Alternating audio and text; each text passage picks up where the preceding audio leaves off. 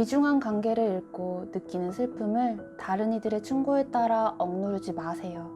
그 감정을 소중히 간직하고 신뢰하며 어려운 시간을 헤쳐나가길 바랍니다. 이 책의 저자 켄 돌란 델베치오가 이 책을 읽는 독자들에게 전하는 말이었습니다. 안녕하세요. 반려동물과 나의 보다 나은 시간을 위한 책, 반나나 책방에 오신 걸 환영합니다. 이 책을 읽으면서 이런 분들이 읽으면 참 좋겠다 생각했었는데요. 첫 번째로는 반려동물을 잃은 반려인들.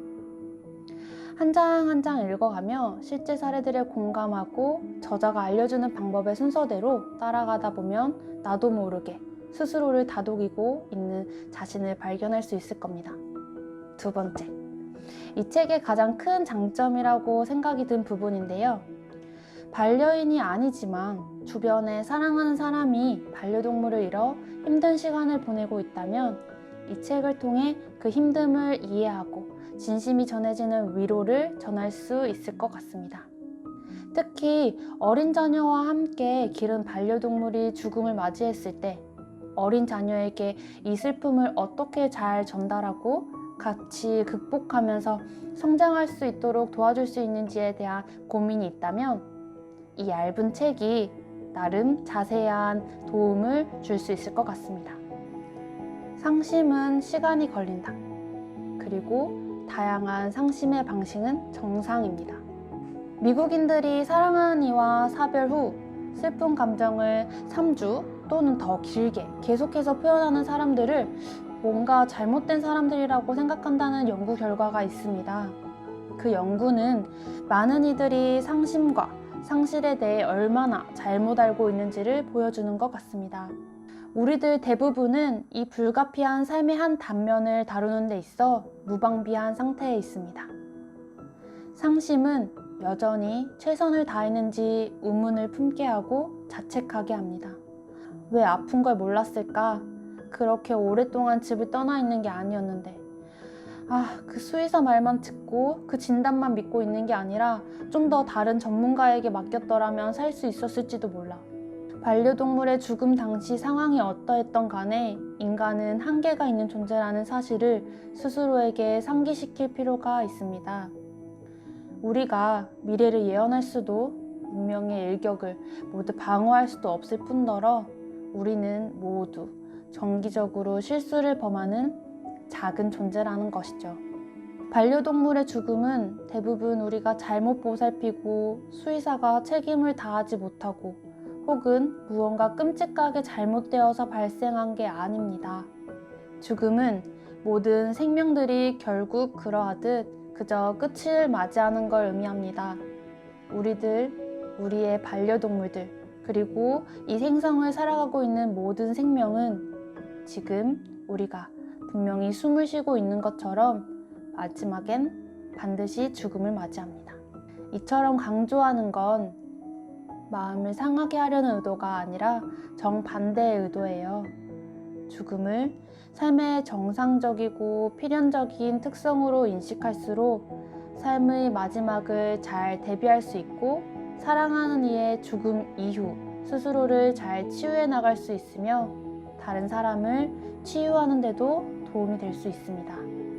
반려동물을 잃게 되어 발생한 상심이 부모나 가족의 상실에서 발생한 상심보다 더 크게 느껴지는 건 이상한 일이 아닙니다.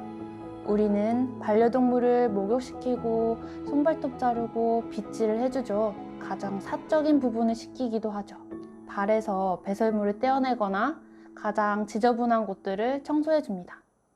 부모가 갓난 아기들을 보살피는 모습과 유사하죠.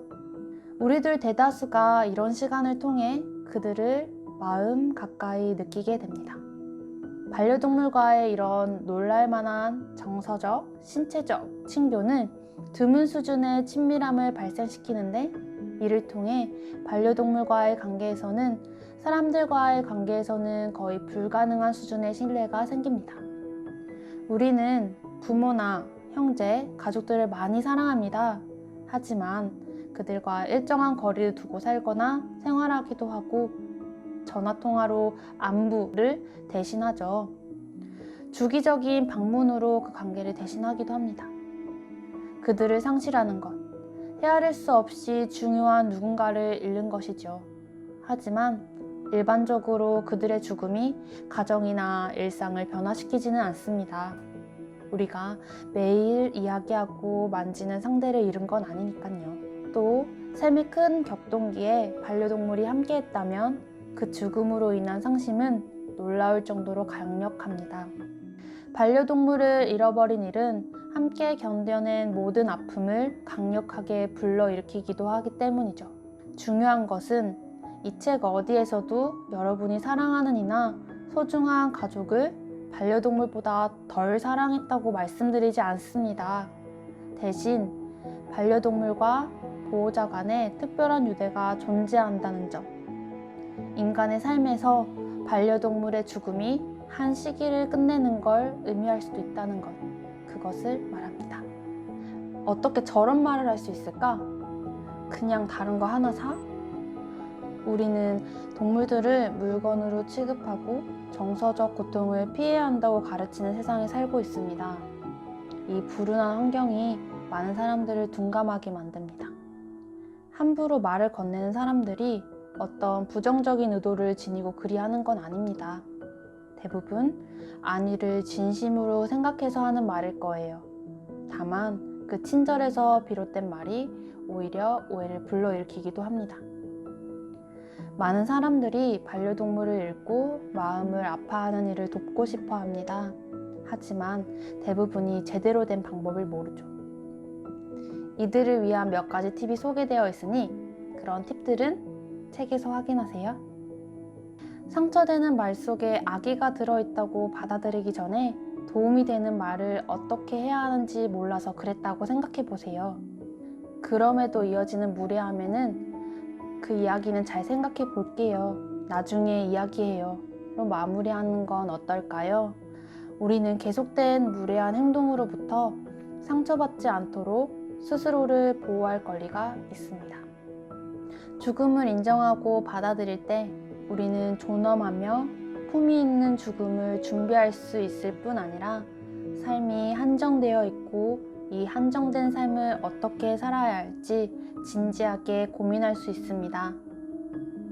반려동물들의 헌신적이고 변함없는 사랑은 반려인들에게 진정으로 사람과 살아가는 방법을 가르쳐줍니다.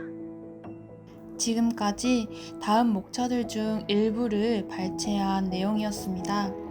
전하지 못한 좋은 글들이 많으니 꼭 한번 읽어보시는 걸 추천드려요.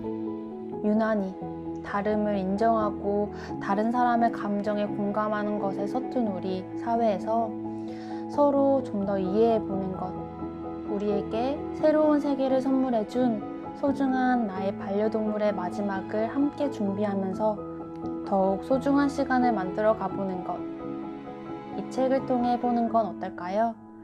반려동물과 나의 보다 나은 시간을 위한 책, 반나나 책방이었습니다.